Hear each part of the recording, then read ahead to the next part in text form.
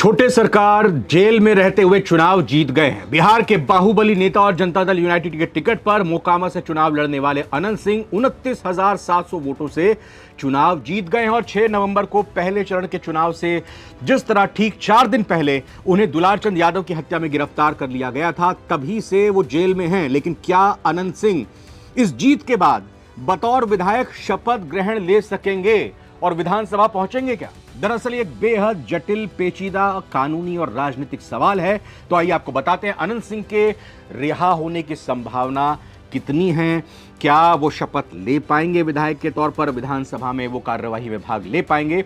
एक एक करके आइए समझने की कोशिश करते हैं। नमस्कार, नवभारत टाइम्स आप देख रहे हैं, मैं रविंद्र सिंह आपके साथ। अनंत सिंह पर कई आपराधिक मामले चल रहे हैं। इसी में एक मामले में उन्हें 10 साल की सजा हुई थी, जिसके बाद उन्हें अयोग्य ठहरा दिया गया था, डिस्क्वालीफाई कर दिया था और उनकी सदस्यता चली गई। साल 2020 का मामला है, जब अनंत सिंह आरजेडी के टिकट पर मोकामा से विधायक बने थे, लेकिन आर्म्स एक्ट केस में उन्हें अयोग्य घोषित कर दिया गया। इसके बाद पटना हाईकोर्ट ने अगस्त 2024 में अनंत कुमार सिंह को 2 आर्म्स एक्ट मामलों में बरी कर दिया। हाईकोर्ट ने दोनों निचली अदालतों के फैसले को रद्द कर दिया। मतलब इसी फैसले के बाद अनंत सिंह रिहा भी हुए और चुनाव लड़ने के योग्य भी हो गए। लेकिन इस बार विधानसभा चुनावों के बीच ही जब दुलारचंद की हत्या हुई तो उन्हें गिरफ्तार कर लिया गया। हालांकि पुलिस को इस मामले में अभी चार्जशीट दाखिल करनी है। इसमें 2 से 3 महीने का समय भी लग सकता है। हो सकता है कि ये पहले भी हो जाए। लेकिन जब तक अनंत सिंह के खिलाफ चार्जशीट दाखिल नहीं होती, तब तक उनके जेल से बाहर आने की संभावना कम है।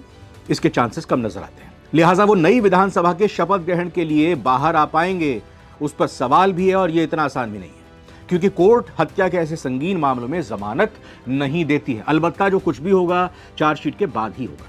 चार्जशीट के बाद उन्हें शपथ ग्रहण के लिए अदालत जमानत दे सकती है, लेकिन यह पक्का नहीं है, यह भी कंफर्म नहीं है कि इस मामले की अदालती प्रक्रिया शुरू होने से पहले वो जेल से बाहर आ पाए या नहीं आ पाए। जैसा कि याद कीजिए, पंजाब के सांसद अमृतपाल सिंह के साथ हुआ। कोर्ट ने उन्हें रिहा नहीं किया। वो अभी तक लोकसभा की कार्यवाही में हिस्सा नहीं ले पाए हैं। अलबत्ता उन्हें शपथ ग्रहण के लिए भी जमानत तो नहीं हो पाई।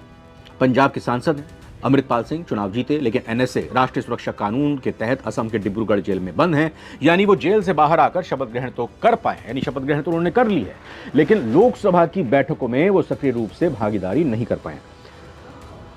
क्या ऐसा ही कुछ अनंत सिंह के साथ भी हो सकता है? जी हां, उन्हें विधानसभा में सदस्यता की शपथ ग्रहण के लिए बेशक कोर्ट से राहत मिल जाए कि जाइए शपथ ले लीजिए, लेकिन यह भी इस बात पर निर्भर करेगा कि चार्जशीट में उन पर कौन सी धाराओं में केस फ्रेम किया जा रहा है। अनंत सिंह का लगातार कहना है कि वो दुलारचंद यादव की हत्या में वहां मौजूद ही नहीं थे, वो दूर थे, उसमें उनका हाथ नहीं है। अगर जांच में उनकी संलिप्तता को हल्की धाराओं में दिखाया गया तो उन्हें कोर्ट से जमानत बेशक मिल सकती है और तब वो विधानसभा की कार्यवाहियों में हिस्सा भी ले सकेंगे। इससे पहले जमानत मिलने पर शपथ ग्रहण भी कर सकेंगे। हालांकि उनके खिलाफ कई गंभीर आपराधिक मामले दर्ज हैं, जिनमें हत्या का प्रयास और भारतीय अस्त्र अधिनियम जैसे कई सारे मामले शामिल हैं।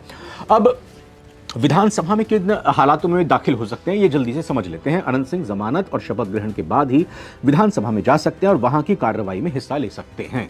जमानत मिलना या ना मिलना कई बातों पर, जैसा हमने बताया, निर्भर करेगा। जैसे उनके आरोप कितने गंभीर हैं जो चार्ज फ्रेम हो रहे हैं, और सबूत कितने मजबूत हैं, गवाह कितने मजबूत हैं, वो रिहा होने पर गवाहों को कितना प्रभावित कर सकते हैं, इसको भी कोर्ट कंसिडर करेगा। क्या उनकी रिहाई से कानून व्यवस्था बिगड़ने का कोई डर है, ये बात भी देखी जाएगी। लिहाजा इस मामले में अंतिम फैसला अदालत का ही होगा। हालांकि उनके तुरंत रिहा होने की संभावना फिलहाल कम लगती है, क्योंकि उन पर लगे आरोप बेहद गंभीर हैं।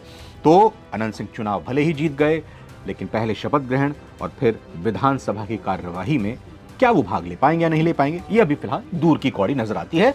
ये जानकारी आपको कैसी लगी जरूर बताइएगा। फिलहाल इस वीडियो में इतना ही। नमस्कार।